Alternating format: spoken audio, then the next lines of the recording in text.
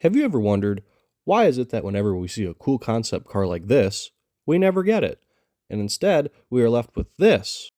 Or even if it is a cool concept car and it gets green lighted, sometimes the end product is not what we expected. Makes you wonder, why bother doing the market research survey, developing the concept of a vehicle that resembles what the market overwhelmingly says they want, then either go in a different direction or abandon it entirely? Further to that end, why again waste the time and resources when you only plan to produce this anyway? Now, there are some obvious reasons to this that have probably been covered a million times, so we'll gloss over them here. For example, some concepts are simply meant to be showpieces, showcasing what the creative minds in the design studio could make if they were given the green light. More notably, however, is production costs versus actually making money off the vehicle. Some concepts, like the Vector W2, are astounding visually and in terms of hypothetical performance. However, they end up costing far more to produce than they could ever make back, even at a large scale, or perhaps even made worse by a large scale. This doesn't stop every concept or collaboration from being produced, however. You see, some companies acknowledge this potential for loss and accept it as part of doing business.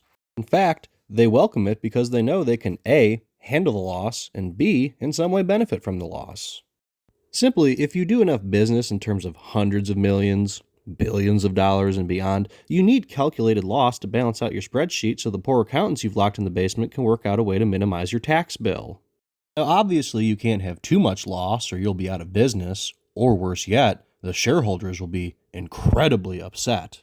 As a result, automakers don't get too daring too often, and that's why almost every crossover on the road in the 2010s had the same bubble car design.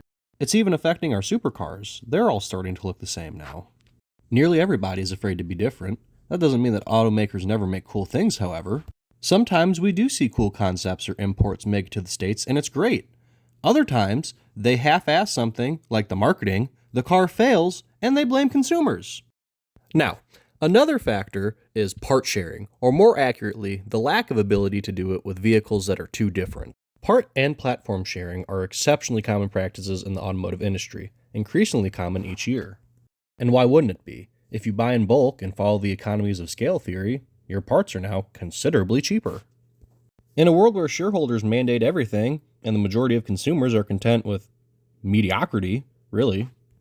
I mean, this is one of Buick's best sellers. There's nothing remarkable about it. Meanwhile, almost nobody wants this, and it's a much better vehicle. So why not part share and continue producing regurgitated crap? The people love this. Why bother making anything better? Sorry, let's get back on subject. Part sharing. A lot of concepts you might see are very unique looking. Unique looks means unique parts. Unique parts means expensive to produce. Expensive to produce means somehow you're producing a car for $55,000 minus freight that should really only sell for $37,500. So now you have a few options. March forward and take the loss, which if you put that on a scale of 30,000 vehicles is $500 million in loss, or you mark it up to 65 or 70,000, God forbid more. That probably won't work. So instead, you compromise and tweak some things. The end result, automakers say, is the greatest thing since sliced bread, despite the fact it shares the same borderline 300 horsepower Turbo 4 or NA6 in the top trim that their prized minivan has also recently gotten. But it does have color-matched brake calipers. Look, enthusiasts aren't falling for it, and regular consumers aren't paying $70,000 for a sporty-looking coupe, sedan, hatchback, or wagon that to them offers nothing more than the bubble crossover they've already almost paid off, and the new one with the one bell and whistle they want is also only $45,000. Hell, it's difficult to get people to want to spend $45,000 on a slightly used sports car, as evidenced by the Z's.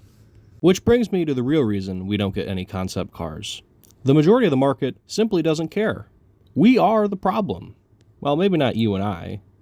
At least for what I'm about to speak on, but don't think I'm giving us a pass. You're getting your tongue lashing as well. If you are a crossover fan, however, I ask, why would you rather drive this over this? I mean, you can see they basically serve the same purpose, right?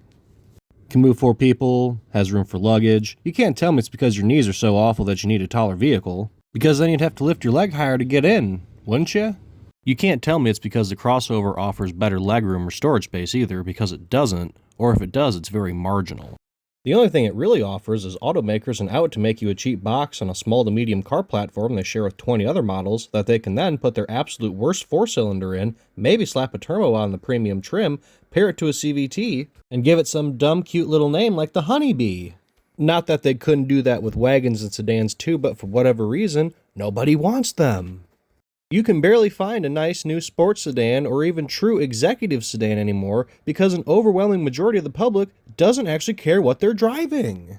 They care that it's got the badge they want on it, it comes in a certain shade of silver, black, or white, and maybe has a moonroof or some parking assist. It's brain neutral behavior. It's honestly a miracle we still get turboed versions of regular cars or that manufacturers still bother with sports cars.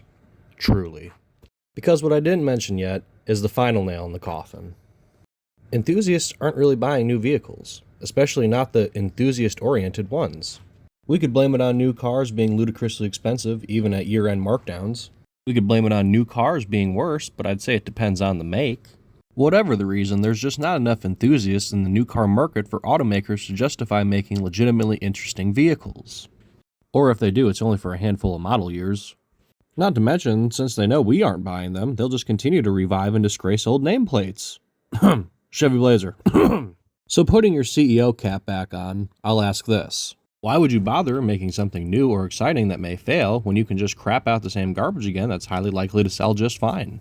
If you can answer that, you'll find out why we consistently go from concept car to constant agony.